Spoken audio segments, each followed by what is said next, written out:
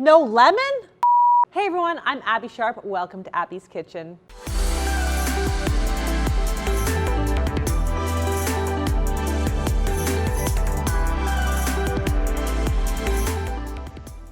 Today's video is sponsored by Built Bar, and we'll be reviewing 20-year-old lifestyle YouTuber and college student Serena. But first, let me tell you about my sponsor, Built Bar. If you are new here, heyo! But if you are a regular viewer, you know that I am a big fan of these bars. They literally taste like a chocolate bar, and they're just such an easy, convenient source of protein for those really busy days. And hello parenthood, I got a lot of those. So I have eaten a lot of protein bars in my day, and to find one that doesn't taste like chalk honestly feels like a bit of a miracle. So I was really excited about these bars. Today, let's take a look what flavor we're going to get into. I think we're taking it back to my favorite, cookies and cream. So this one's got 17 grams of protein.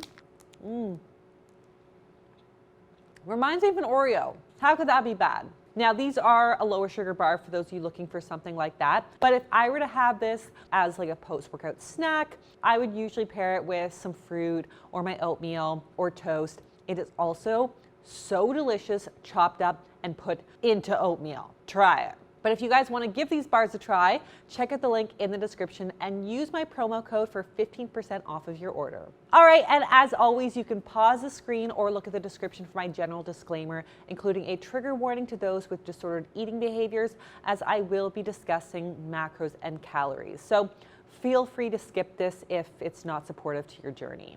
Also, don't forget to subscribe to my channel and ring that little bell so that you never miss out on an episode. All right, folks, let's see what Sydney has to eat. So the first thing I do every morning is drink a glass of water.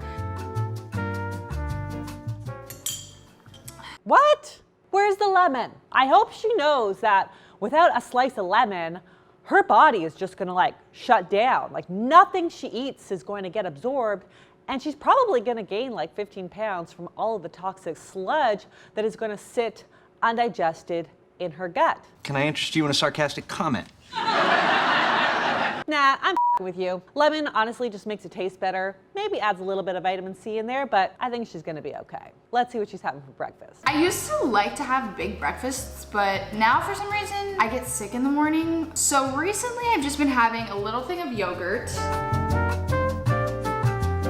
I also don't like having a heavy breakfast because if I work out afterwards, I just feel really sick. Okay, so it's not uncommon to find that a big breakfast doesn't sit well before, a really hard workout, especially if you work out first thing in the morning, like it seems like Sydney does. Ultimately, you've really got to listen to your body, and it honestly sounds like she's doing just that. But from a sports nutrition perspective, it is ideal to focus on a mixture of carbs and protein in about a 3-to-1 ratio before a workout. And also to try to keep that meal lower in fiber and lower in fat, which can cause some digestive distress for some people. So yogurt and berries is actually a pretty good choice here. So we've got, a little bit of carbs in the yogurt and the berries as well, and a little bit of protein in that yogurt as well. Other light options to help supply just that little bit of energy boost before an activity could be a few slices of toast with some ricotta and honey, or a simple fruit-based smoothie with some yogurt or milk.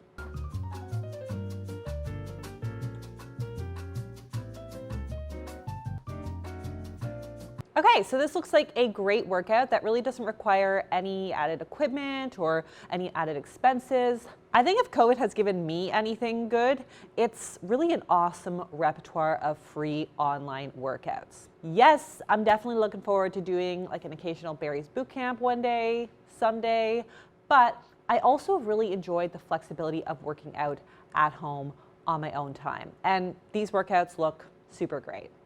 But I'm just gonna be honest, I saw some cake in my fridge and I was this close to eating it. But I'm trying to be healthy, so instead I'm gonna make a smoothie.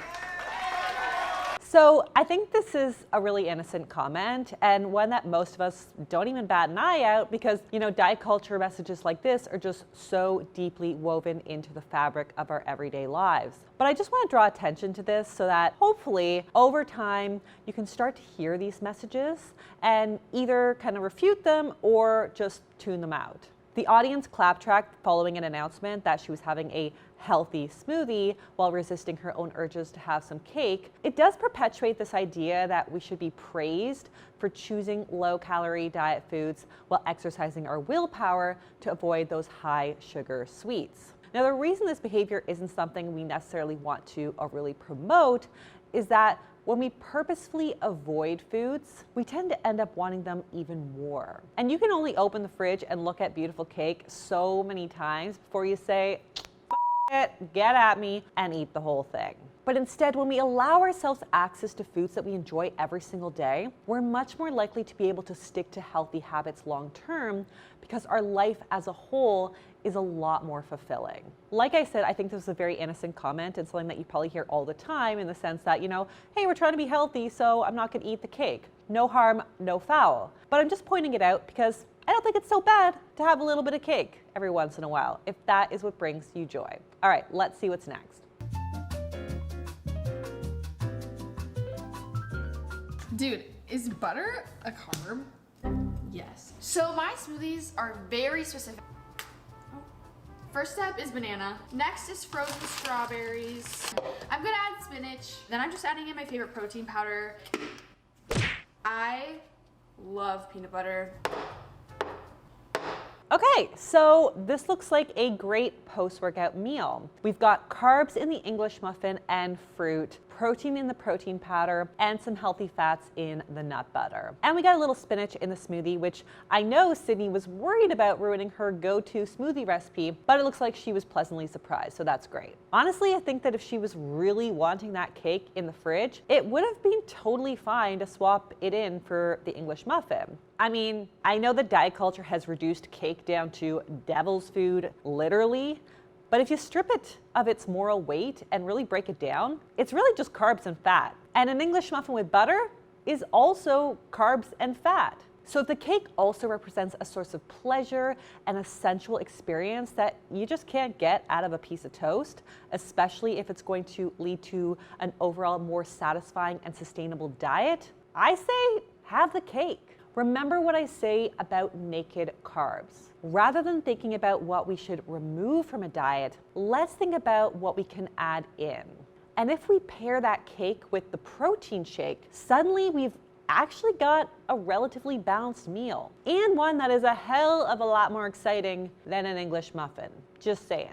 But I do love me a good English muffin, so yeah, both work for me. Let's take a look at lunch. It's lunchtime. So today's lunch, I'm gonna make pasta.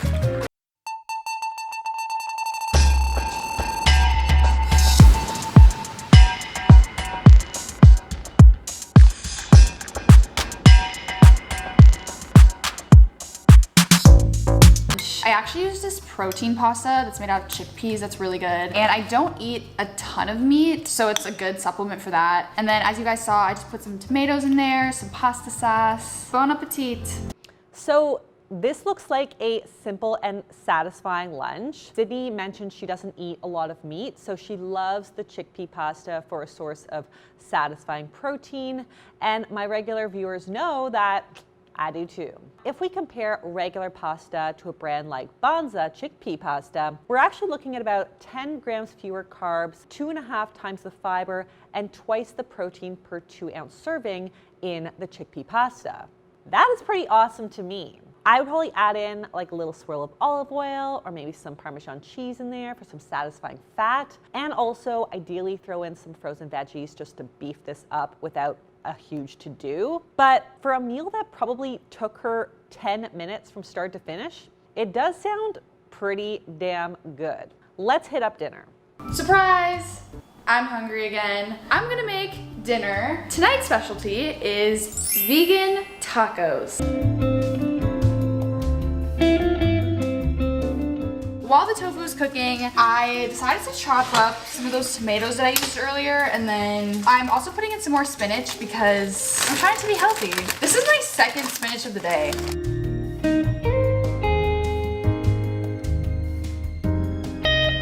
I forgot the guac. Okay, so this looks awesome. We've got protein in the tofu, carbs in the tortillas, and a little fat in the guacamole, oil and cheese, plus a little veg. I would say that most adults would probably need to bulk this up a little bit more. So maybe serving this with like a side salad or with some sauteed bell peppers or corn and some other kind of vegetables. But I will say that it's kind of nice to see a YouTuber not eat a family size salad for one. I also appreciate that Sydney isn't afraid to cook with oil, which may be why this meal, while physically kind of small, is probably relatively satiating for her. Let's see what she has to say about her diet. I hope you guys liked watching. I hope you guys got some new recipe ideas and inspiration. I think eating healthy just makes me feel so much better. And you know, that's the amazing thing about eating a balanced diet. Not only does it help fuel our body physically, but it can also help improve our emotional health as well. So just consider the evidence and the research on food as it relates to mental health. So research suggests that following a balanced Mediterranean diet, for example, can help to reduce symptoms of depression and anxiety from moderate levels to normal levels in just 3 weeks. But it may be a bit of a two-way interaction where healthy eating may impact mood and mood may impact healthy eating. So it's definitely not without its complexities. But let's switch gears to talk about the stats and of course a trigger warning that if this is triggering, of course, you can skip ahead to the next section here. So Sydney is consuming about 1,600 calories with 20% protein, 36% carbs, and 44% fat. Based on just my calculations here, she's a little low in B vitamins, folate, and vitamin E, and also a little bit low in fiber as well. Now, first of all, let's talk about what I like here. I get a lot of requests to talk about healthy eating in college because I know that this is a season of life that does present some unique challenges like being on a tight budget, living on your own for the first time, eating out, or having limited cooking appliances, tools, and cooking skills. What I will say is that I think Sydney does a really great job sharing some inexpensive, super simple, and ultimately really accessible meal ideas for young college students who are cooking for one. I think all of her meals took no more than 20 minutes to put together, were based on inexpensive plant-based proteins like chickpeas and tofu, and also didn't require any fancy tools, specialty ingredients, or skills. I also appreciated that it seems like Sydney largely is eating what she likes while making small but likely more sustainable, healthy habits for herself. So for example, she loves her smoothie just as it is, but she tries to experiment by adding like a little handful of spinach to make it a little bit more nutritious. Honestly, I think one of the biggest mistakes that a lot of people make when trying to take on health promoting behaviors is they attempt to take on too much, too fast, and then they just give it all up. But I think once Sydney gets down with having that little bit of spinach in her taco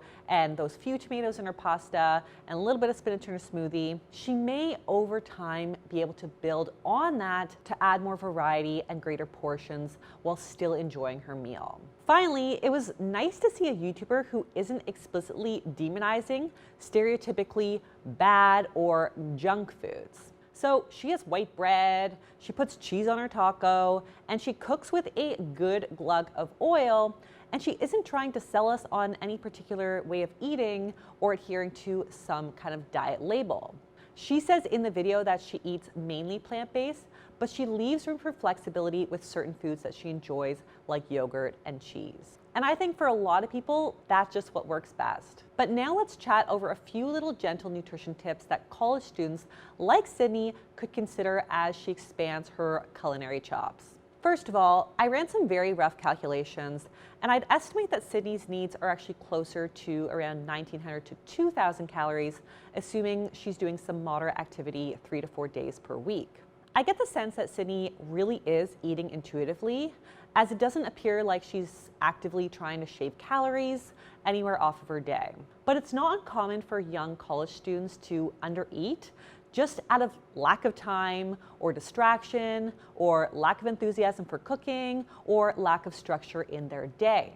This is often why having a relatively stable meal and snack schedule can help us prioritize eating and allow us to mindfully check in with our hunger and fullness a little bit more frequently to help us better honor our body's cues. Distraction is a really good appetite suppressant.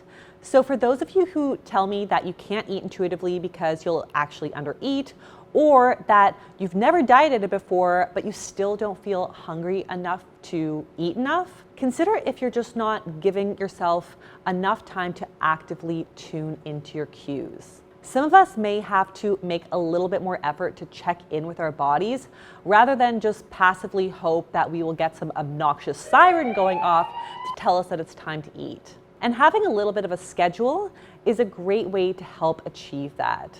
As for nutrition-specific recommendations, well, I love that Sydney isn't afraid of added fat. I wouldn't want this to come at the expense of getting enough protein, carbs, and fiber for her young, active body. So I would try to focus on adding maybe 1 or 2 extra snacks into her day.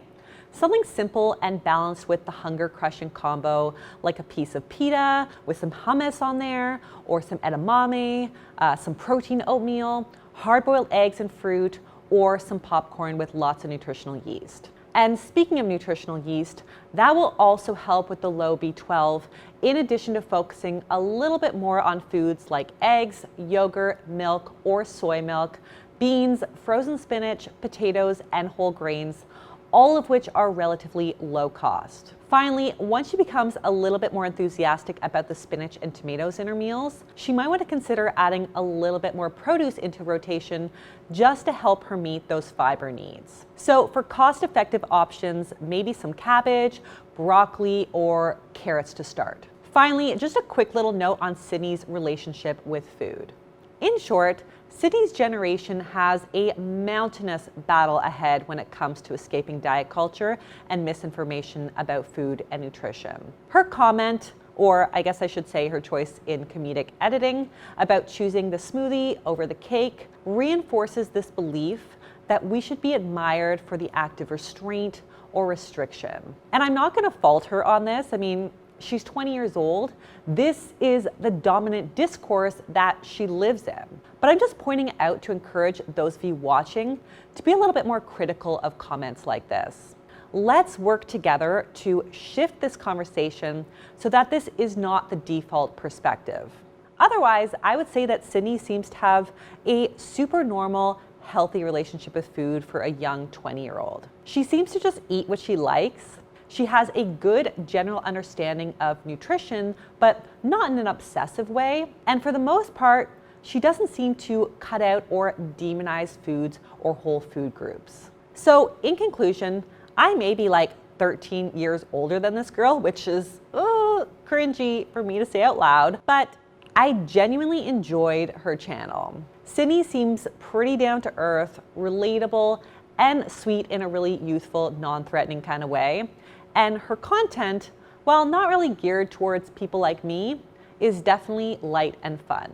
And on that note, that is all that I have for you guys today. If you like this video, be sure to give it the thumbs up. Leave me a comment below with your thoughts on who you'd like to see me review next. Subscribe to the channel, and I will see you next time on Abby's Kitchen. Bye!